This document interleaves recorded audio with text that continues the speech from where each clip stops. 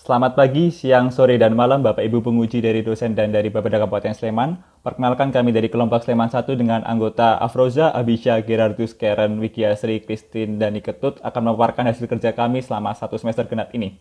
Untuk bahasan yang pertama adalah profil Kabupaten Sleman. Kabupaten Sleman merupakan pusat kegiatan nasional yang memiliki sektor unggulan ekonomi tersier dengan wisata budaya dan alam sebagai daya tarik di Provinsi DIY. Untuk bahasan selanjutnya adalah inventarisasi masukan stakeholder yang kami dapatkan dari 4 sumber. Untuk yang pertama dari Bapak Dona Saputra Ginting dan Bapak Agung Yuntoro selaku penguji dari Bapeda Kabupaten Sleman pada disiplin semester lalu. Lalu ada Ibu Ratnaika Suminar selaku dosen penguji. Lalu kami juga mendapatkan dari publikasi website Bapeda Kabupaten Sleman. Ada data yang kami butuhkan yaitu Raperda dan RDTR dari Kabupaten Sleman yang terbaru. Bahasan selanjutnya adalah kajian teori, analisis konsep pengembangan dan penataan ruang wilayah. Kami terlebih dahulu menyusun strength, weakness, opportunities, threat dari Kabupaten Sleman. Lalu kami juga menyusun konsep pembangunan wilayah dan penataan ruang Kabupaten Sleman melalui 5 tahap. Yang pertama adalah identifikasi potensi dan masalah yang ada pada sektor pariwisata, pertanian, dan pendidikan Kabupaten Sleman. Lalu kami juga menyusun tujuan pengembangan untuk mengatasi masalah dan mengoptimalkan potensi pada setiap sektornya. Yang didapatkan tujuan meningkatkan sektor pariwisata berbasis edukasi kepada masyarakat guna memajukan penghasilan daerah dari sektor pariwisata, lalu mewujudkan pertanian modern dengan pelatihan kepada generasi muda untuk menekuni bidang produksi pertanian dan agrobisnis demi tercapainya ketahanan pangan berkelanjutan, lalu mengintegrasikan sektor pariwisata dan agrobisnis guna meningkatkan daya tarik wilayah. Selanjutnya kami mengkaji teori dan berdasarkan konsep yang didasarkan oleh tujuan pengembangan wilayah dan didapatkan 3 konsep yaitu Edutourism City, Agropolitan, dan Agrotourism. Selanjutnya kami juga menyusun konsep penataan ruang wilayah yaitu Policentric Oriented Development, dan yang terakhir kami menyusun strategi dan langkah-langkah untuk mengimplementasikan konsep edutourism, agropolitan, dan agrotourism. Selanjutnya adalah visi, misi, arah kebijakan, sasaran pokok, dan indikator pengembangan wilayah. Visi dari Kabupaten Sleman adalah mewujudkan Kabupaten Sleman yang unggul di Provinsi Daerah Istimewa Yogyakarta dan sekitarnya dengan didukung pembangunan berkelanjutan dan terintegrasi pada sektor pariwisata, pertanian, serta pendidikan di tahun 2041. Dalam visi ini, kata unggul menjadi gambaran keunggulan pendapatan asli daerah tertinggi, angka indeks pembangunan manusia, dan keunggulan di sektor pertanian. Sedangkan kata berkelanjutan didetailkan sebagai tingkat kapasitas SDM yang terus bertahan, terwujudnya ketahanan pangan dan pariwisata yang berkelanjutan. Integrasi meliputi sektor aksesibilitas dan mobilitas, sektor pengembangan wilayah, dan integrasi sarana prasarana pendukung. Terdapat 4 misi pengembangan wilayah Kabupaten Sleman. Pertama, mewujudkan sumber daya manusia yang berkualitas dan berkapasitas dalam bidang pendidikan, pariwisata, dan pertanian. Kedua, mengoptimalkan pengembangan pertanian pangan guna mewujudkan ketahanan pangan Kabupaten Sleman. Ketiga, pengembangan pariwisata yang berbasis pada warisan alam dan karakter lokal. Keempat, mengkolaborasikan pengembangan sektor pendidikan, pertanian, dan pariwisata. Berikut adalah arah kebijakan, sasaran pokok, dan indikator pengembangan wilayah. Kemudian selanjutnya adalah tujuan kebijakan dan strategi penataan ruang. Tujuan dari perencanaan kami yaitu mewujudkan ruang Kabupaten Sleman yang memiliki pusat-pusat pertumbuhan terintegrasi, tangguh bencana, berkelanjutan, dan didukung dengan potensi lokal, yaitu sektor pariwisata, pendidikan, dan pertanian. Pusat pertumbuhan terintegrasi memiliki arti pengintegrasian pusat pertumbuhan yaitu Sleman Utara, Tengah, Barat, dan Timur untuk mencegah terjadinya pertumbuhan yang tidak terkendali. Kemudian tangguh bencana adalah penataan untuk meminimalisasi tingkat kerentanan dan menambah kapasitas dari Kabupaten Sleman. Kemudian berkelanjutan yaitu memiliki arti untuk memenuhi kebutuhan masyarakat sosial dan ekonomi di masa kini dengan mempertimbangkan kondisi di masa yang akan datang. Sektor yang pertama, yaitu sektor pariwisata. Sleman bertumbuh pada Taman Wisata Candi Prambanan sehingga diperlukan program pengembangan pariwisata yang terintegrasi dan berkelanjutan. Sektor kedua, yaitu pendidikan. Sleman memiliki potensi yang besar dalam penyediaan fasilitas pendidikan dengan tingginya angka IPM kedua di DIY, sehingga harus mampu menghasilkan SDM yang lebih handal. Pertanian, potensi pertanian di Sleman harus dikelola dengan baik dan terintegrasi, mulai dari produksi, distribusi, dan pemasaran untuk menumbuhkan perekonomian lokal dan meningkatkan daya saing. Kemudian selanjutnya adalah tabel perbandingan dari tujuan kebijakan strategi yang telah kami buat dengan versi RTRW. Perbedaan yang terbesar di sini adalah pada kebijakan dan strategi. Kebijakan dan strategi yang kami buat yaitu pengembangan dan pengintegrasian pusat-pusat kegiatan di Kabupaten Sleman, pengendalian pembangunan kawasan rawan bencana, pengelolaan kawasan konservasi dan perkotaan, pengoptimalan potensi pertanian, pengembangan kawasan pariwisata, pengembangan pengoptimalan potensi sektor pendidikan, dan penetapan pengembangan kawasan strategis. Selanjutnya adalah rencana struktur ruang. Berikut ada identifikasi struktur ruang existing, di mana terdapat 5 kecamatan yang belum memenuhi sesuai dengan RT RW. Berikut peta identifikasi struktur ruang existing. Dan kami merumuskan 3 alternatif, yakni agrotourism, mitigasi bencana, dan pendidikan, serta livable and economic. Nah, dari sini tuh bisa kita lihat ada terjadi peningkatan dan penurunan status pusat kegiatan bagi setiap kecamatan tergantung dari alternatifnya. Oleh karena itu kami melakukan perhitungan AHP, di mana kami menaruh kriteria AHP ada 3, yakni aksesibilitas, konektivitas, dan juga pengoptimalan skala pelayanan fasilitas. Dari perhitungan tersebut diambil hasil peringkat pertama, yakni alternatif agrotourism, kedua adalah livable economic, dan yang ketiga adalah pendidikan bencana. Sehingga kami menyusun beberapa program struktur ruang seperti pengembangan pusat kegiatan, pengendalian pembangunan kawasan rawan bencana, pengelolaan konservasi, juga ada ketahanan pangan berkelanjutan, dan pariwisata strategis. Lalu direalisasikan dalam pentahapan struktur ruang. Di tahap pertama ada pengembangan jalan dan juga transportasi berupa terminal B dan C, dan fasilitasnya divisualisasikan dalam gambar berikut.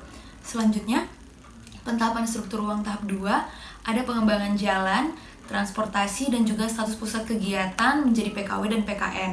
Berikut pentahapan fasilitasnya. Dan yang tahap ketiga sama seperti yang tadi, ada peningkatan dari status jalan, transportasi, dan juga status pusat kegiatan. Berikut pentahapan fasilitasnya, sehingga terbentuklah tahap 4 pentahapan struktur ruang seperti gambar berikut yang menjadi rencana berdasarkan alternatif kami. Pada identifikasi pola ruang existing yang kami lakukan di studio analisis wilayah, kami mengklasifikasikan 14 jenis tata guna lahan ke dalam 10 jenis pemanfaatan ruang. Keputusan ini mengacu kepada Permen ATR nomor 1 tahun 2018. Dari total keseluruhan luas wilayah Kabupaten Sleman, kawasan pertanian memiliki persentase luas tertinggi yang kemudian diikuti oleh kawasan permukiman. Berikut adalah peta pola ruang existing Kabupaten Sleman yang dihasilkan dari proses identifikasi pola ruang. Pada evaluasi pola ruang existing bagian developability lahan, didapatkan bahwa luas lahan yang sesuai untuk dikembangkan adalah 65,4% dari luas keseluruhan Kabupaten Sleman, sedangkan luas lahan sisanya tidak sesuai untuk dikembangkan. Berikut adalah peta developability lahan. Selanjutnya, evaluasi pola ruang skenario business as usual. Berikut merupakan peta dari hasil analisis ini. Kemudian, terdapat peta permukiman dan perdesaan yang juga kami jadikan sebagai pendukung perumusan rencana pola ruang. Pada rencana pola ruang, kami merumuskan 2 alternatif. Untuk alternatif pertama, business as usual, dilakukan 3 tahapan perhitungan untuk menentukan penambahan luas lahan permukiman dengan mempertimbangkan proyeksi jumlah penduduk. Berikut adalah tabel luas kebutuhan lahan permukiman proyeksi pada tiap kecamatan.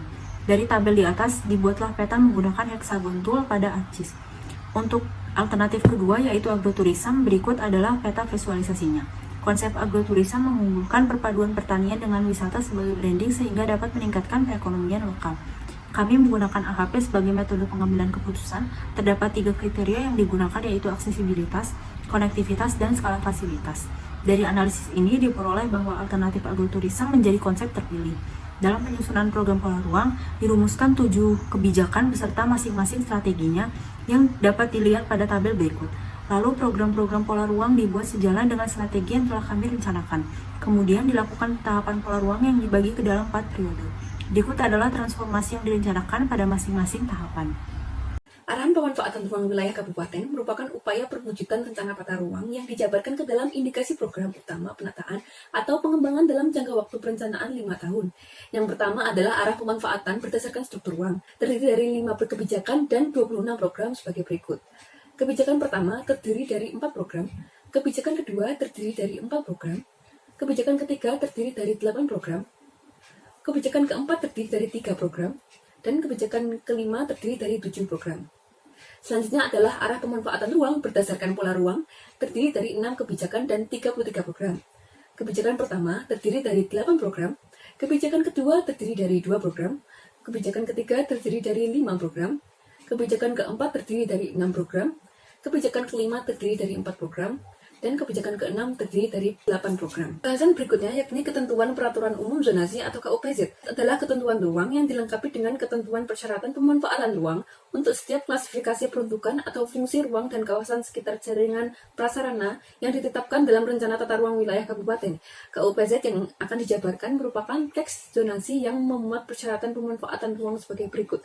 Pada pusat kegiatan, PKN diperbolehkan, PKW diperbolehkan, PKL diperbolehkan, PKK diperbolehkan, dan PPL diperbolehkan. Kemudian jalan tol diperbolehkan, jalan arteri diperbolehkan, jalan kolektor diperbolehkan, jalan lokal diperbolehkan, terminal penumpang tipe B diperbolehkan, terminal penumpang tipe C diperbolehkan, rel kereta api diperbolehkan, stasiun penumpang diperbolehkan, stasiun barang diperbolehkan, bandar udara pengumpul skala pelayanan primer diperbolehkan, sistem jaringan irigasi diperbolehkan, sistem penyediaan air minum diperbolehkan, sistem pengelolaan jaringan air limbah diperbolehkan, sistem jaringan drainase diperbolehkan, sistem jaringan persampahan diperbolehkan, hutan lindung diperbolehkan, kawasan konservasi perairan diperbolehkan, kawasan rawan bencana letusan gunung berapi diperbolehkan, kawasan cagar budaya diperbolehkan, kawasan tanaman pangan diperbolehkan, kawasan perkebunan diperbolehkan, kawasan hortikultura diperbolehkan, kawasan pertanian pangan diperbolehkan, kawasan perikanan diperbolehkan, kawasan industri diperbolehkan, kawasan sentra industri kecil menengah diperbolehkan, kawasan pariwisata bersyarat, kawasan permukiman perkotaan diperbolehkan, kawasan permukiman pedesaan diperbolehkan, dan kawasan keselamatan operasi penerbangan bersyarat. Dari berbagai indikasi program yang telah ditentukan, dilakukan scoring dan didapat ranking sebagai berikut. Indikasi program yang terpilih kemudian akan dijelaskan dalam program individu. Selanjutnya adalah program individu saya yang berjudul Program Pengembangan Wisata Agro di Kabupaten Sleman. Latar belakang program ini adalah karena Sleman sendiri memiliki banyak objek wisata di berbagai sektor, khususnya wisata budaya dan alam yang ingin diintegrasikan. Tujuan perencanaan program adalah untuk menciptakan pengelolaan kawasan pariwisata berbasis agro yang berkelanjutan dan meningkatkan daya tarik serta kualitas sumber daya masyarakat di Kabupaten Sleman. Landasan hukum yang saya gunakan ada 7 komponen, bisa dilihat di dalam slide. Lalu metode perencanaan program yang saya gunakan ada 3, yakni metode analisis, studi literatur dari beberapa dokumen terkait, dan juga logical framework. Berikut adalah gambar kerangka berpikir program, di mana dapat diperoleh rasionalitas, yakni dengan melakukan keterkaitan dengan potensi masalah di Kabupaten Sleman, lalu keterkaitan dengan visi misi Kabupaten Sleman dan visi misi Provinsi DIY. Tinjauan teoritis yang saya gunakan ada 3 konsep. Yang pertama, konsep pariwisata berbasis masyarakat atau community based tourism, konsep daya tarik pariwisata atau konsep 3A, dan konsep sustainable tourism atau pariwisata berkelanjutan. Dengan presiden yang saya ambil yakni wisata agro di Tanah Karo, Sumatera Utara. Log frame yang saya bawakan ada goal, yakni terwujudnya pariwisata berkelanjutan dengan daya tarik tinggi dan mengembangkan perekonomian masyarakat dari konsep CBT tadi. Outcome-nya meningkatkan kunjungan wisata, kesejahteraan masyarakat, dan kesadaran masyarakat tentang pentingnya sektor pertanian. Output yang diharapkan, meningkatnya atraksi wisata di Kabupaten Sleman, meningkatnya sarana dan prasarana pendukung pariwisata, meningkatnya promosi dan publikasi terhadap objek wisata dan pengelolaan destinasi wisata berkat kolaborasi antara masyarakat dan juga pemerintah. Input yang diberikan ada 4, yakni pelatihan pengelolaan pariwisata kepada masyarakat, pembangunan sarana dan prasarana tambahan sebagai penunjang daya tarik, menerapkan kawasan wisata berbasis pertanian, dan peningkatan pelayanan tambahan di objek wisata. Lalu dalam project cycle ada 4 tahap, yakni tahap inisiasi, perencanaan, executing, dan juga monitoring, di mana terdapat isi dari setiap tahapnya yang bisa dicermati dalam slide. Lalu didapatlah pentahapan dan pembiayaan dari tabel sudah dapat dilihat, dan total expenditure-nya sekitar 2.180 juta rupiah, di mana diharapkan juga setiap tahunnya revenue atau penghasilan didapat dari tiket, akomodasi, makanan, dan juga merchandise yang dibeli oleh wisatawan sekitar 476.400.000 rupiah. Lalu nilai ini dimasukkan ke dalam tabel CBA untuk melihat dan diperoleh hasil IRR sekitar 37%, NPV di atas 0, dan juga BCR di atas 1 rata-ratanya, sehingga dinilai program ini visible untuk dilaksanakan. Berikut adalah visualisasi program berupa peta rencana pembangunan fasilitas dan peta pembangunan trek wisata alam, dan juga peta rencana pembangunan titik-titik wisata agro. Selanjutnya adalah program penyediaan TPST di Kabupaten Sleman. Mengapa TPST harus disediakan di Kabupaten Sleman? Alasan pertama adalah produksi sampah akan terus meningkat setiap tahunnya. Kedua, TPA Pinggan telah mengalami overload sejak tahun 2014, mengakibatkan TPA tersebut sering mengalami penumpukan akibat perbaikan. Imbasnya, sampah di Kabupaten Sleman mengalami penumpukan. Alasan ketiga, kondisi sarana dan prasarana yang ada di Kabupaten Sleman, khususnya sarana dan prasarana persampahan, belum memadai. Keempat, penyediaan TPST sebagai bentuk dukungan terhadap arah pengembangan Kabupaten Sleman. Kelima, untuk menekan jumlah alih fungsi lahan akibat penyediaan TPA, maka diputuskan untuk melakukan penyediaan TPST sebagai bentuk alternatif. Landasan hukum yang digunakan dalam program ini adalah hukum internasional berupa SDGs, hukum nasional berupa undang-undang, peraturan pemerintah dan peraturan menteri, hukum provinsi berupa peraturan daerah provinsi DIY, dan hukum kabupaten berupa peraturan daerah Kabupaten Sleman. Adapun metode yang digunakan dalam program ini adalah analisis proyeksi sampah, metode literatur, dan metode logical framework. Tujuan dari perencanaan ini adalah mewujudkan lingkungan Kabupaten Sleman yang bersih dan sehat melalui pembangunan TPST berbasis masyarakat. Berikut merupakan sasaran dari perencanaan. Selanjutnya adalah kerangka berpikir dari program. Beberapa teori yang digunakan dalam program ini antara lain pengertian dari tepat pengelolaan sampah terpadu dari peraturan pemerintah. Kedua, teori mengenai nilai sampah. Ketiga, teori keberhasilan pengelolaan sampah. Dan terakhir, teori metode pengelolaan sampah. Berikut adalah landasan konsep yang digunakan dalam program. Selanjutnya adalah log frame yang berisi tentang rincian program dan indikator capaian.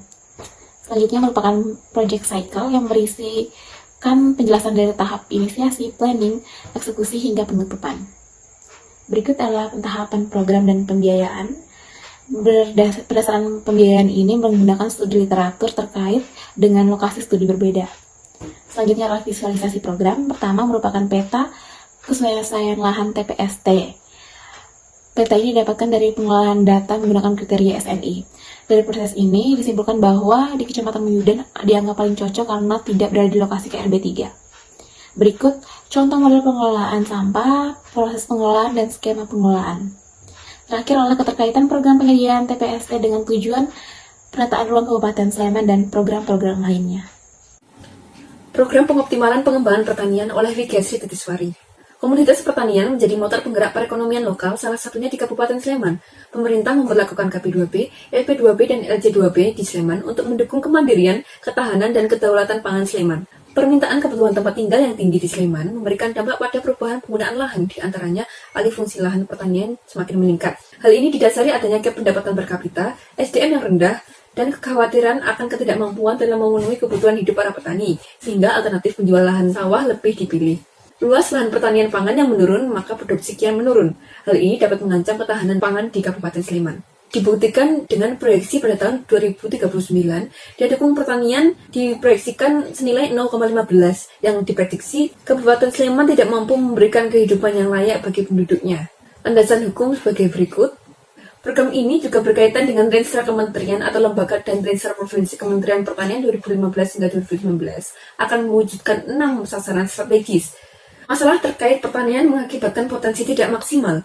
Oleh karena itu, dilakukanlah program pengoptimalan pengembangan pertanian agar kesejahteraan tercapai. Masalah pertanian dijabarkan sebagai berikut. Sehingga tujuan dari program ini dapat tercapai apabila daya saing pertanian tinggi, produktivitas tanaman pertanian meningkat, dan cadangan lahan pertanian termanfaatkan. Konsep dari perencanaan ini adalah pengoptimalan pengembangan pertanian pangan yang dilakukan dengan memaksimalkan produksi UMKM petani, serta membuka agribisnis untuk memperluas jaringan pasar.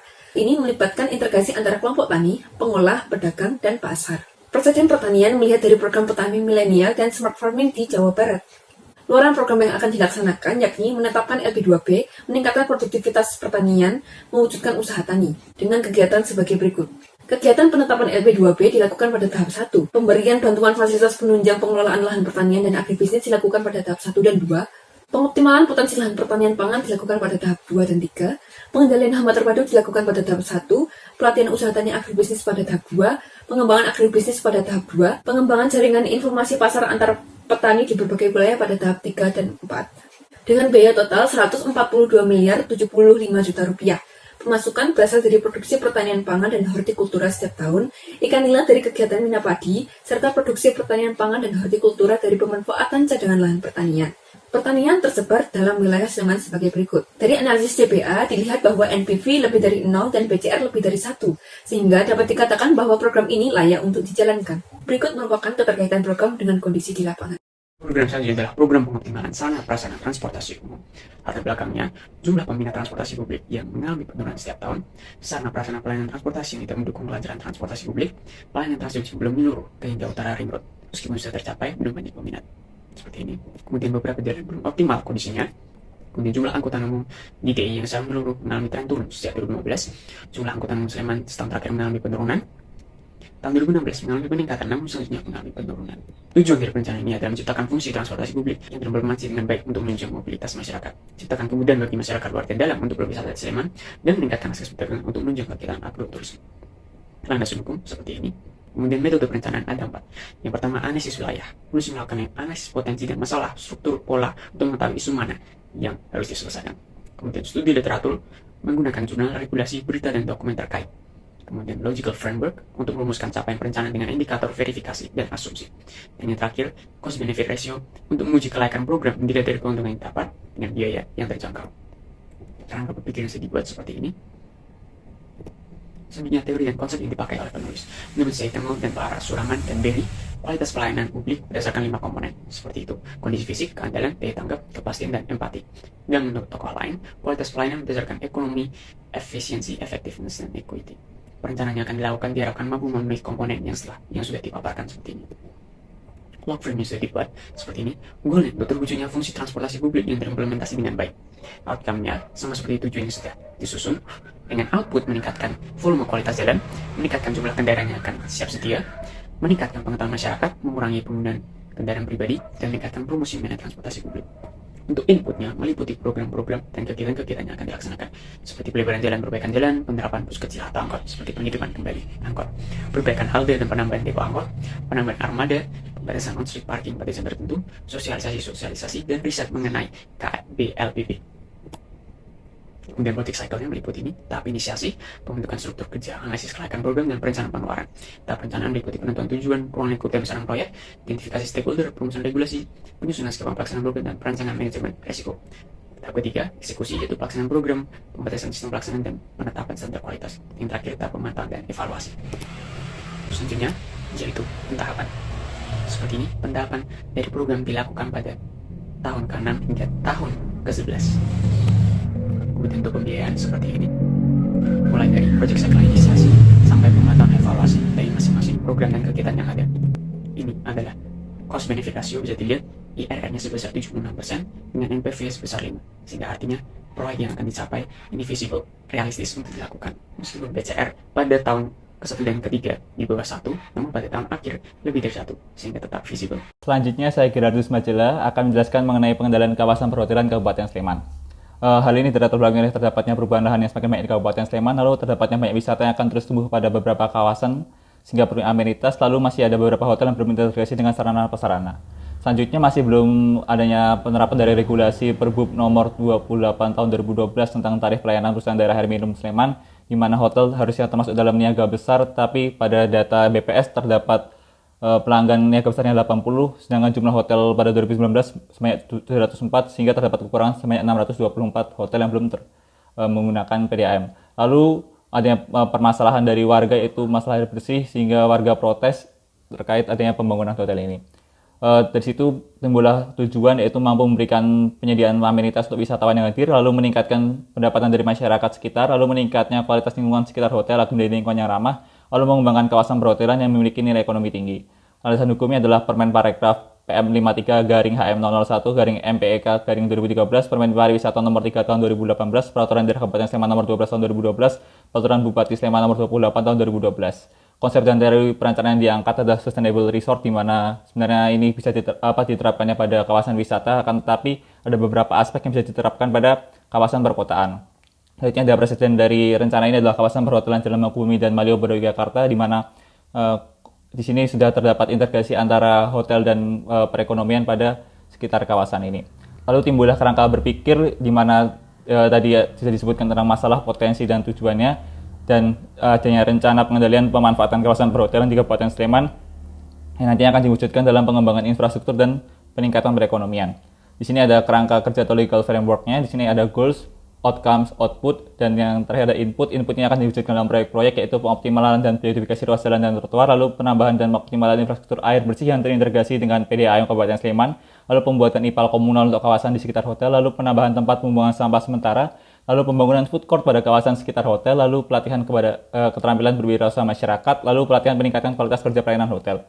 Selanjutnya ada project cycle yang terdiri dari inisiasi, perencanaan, eksekusi, monitoring, dan evaluasi. Di sini pembiayaan dengan total expenditure sebanyak 5.803 juta rupiah dengan pemasukan 6.280 juta rupiah yang didapatkan dari APBD pada awal sebanyak 1 miliar, lalu KPBU sebanyak 2 miliar, dan APBD pada tiap bulannya sebesar 200 juta, serta nanti ada penyewaan dari food court sebesar 2 10 juta untuk tiap kiosnya sebanyak 10 sehingga tiap tahunnya 200 juta.